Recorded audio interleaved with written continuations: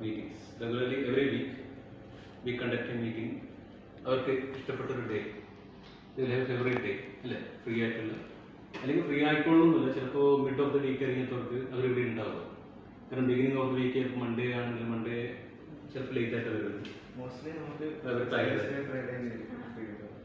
ചിലപ്പോൾ അവർ ഫ്രൈഡേ ആണ് കുറച്ച്, ചിലപ്പോൾ രാവിലെ പോകണം അല്ലെങ്കിൽ ഉച്ചയ്ക്ക് പോകണം, അങ്ങനെ ഉണ്ടാവും. ചിലപ്പോൾ ലീവ് ആയിരിക്കും. അപ്പോൾ അങ്ങനെ ഫ്രൈഡേ ഒരു ചെറിയൊരു adjustment our.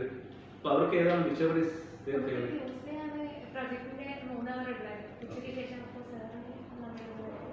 Tuesday.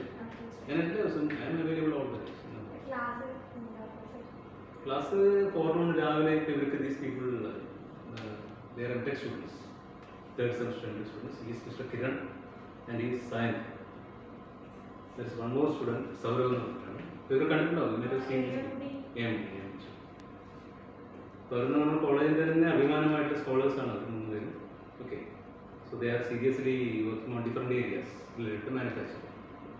So you can like contact these people anytime, so they can like support you, guide you, and they can provide you with materials.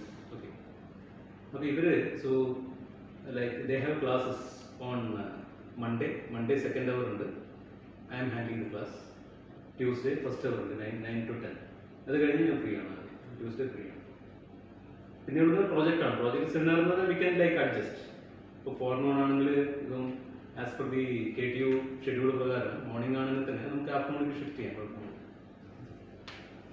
അപ്പോൾ നിങ്ങളുടെ സീനിയേഴ്സ് എന്ന് പറഞ്ഞാൽ സോ ദേ വേർ ലൈക്ക് ഒരു സമയം പറഞ്ഞു, ഒരു മണിക്കൂർ meet ചെയ്യണം നമ്മൾ എല്ലാ ആഴ്ചയും കമ്പൽസറി ആയിട്ട്.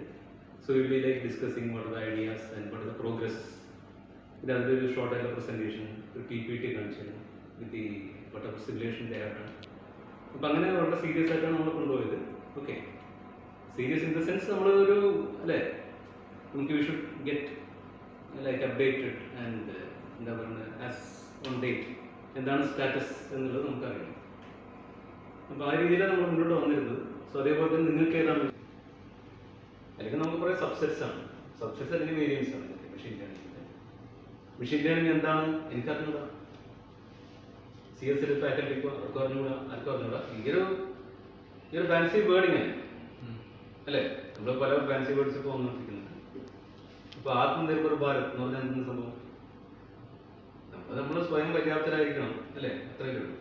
അപ്പോൾ അതിന് ഒരു ക്ലിയർ കട്ടായിട്ട് എന്താണ് എക്സാക്ട്ലി വാട്ട് ഇറ്റ് ഈസ് എന്ന് പറഞ്ഞാൽ ക്ലിയർ ഡെഫിനിഷൻ ഒന്നുമില്ല. There are lot of things which is based on this theme or this philosophy. അപ്പോൾ അതെല്ലാം കൂടെ കറക്റ്റ് ചെയ്തിട്ട് we say machine learning.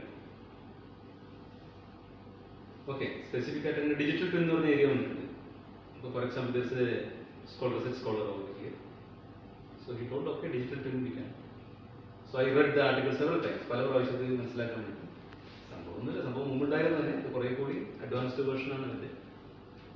Okay, ഇപ്പോൾ ഡിജിറ്റൽ ട്വിൻ എന്ന് പറഞ്ഞ പ്രോസസ്സ് ഉണ്ട് ടു മിനിമൈസ് ദ എറേഴ്സ്.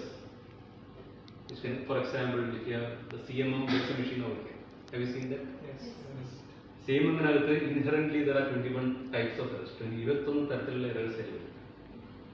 ഇതെല്ലാം കൂടി അക്യുമുലേറ്റ് ചെയ്ത് കഴിഞ്ഞാൽ ലോട്ട് ഓഫ് എറേഴ്സ് അറിയാം. അപ്പോൾ അതാണ് ആ ഫൈനൽ പ്രോഡക്റ്റിൻ്റെ ക്വാളിറ്റിയിൽ റിഫ്ലക്ട് ചെയ്യുന്നത്. ഇതുപോലെ ഓരോ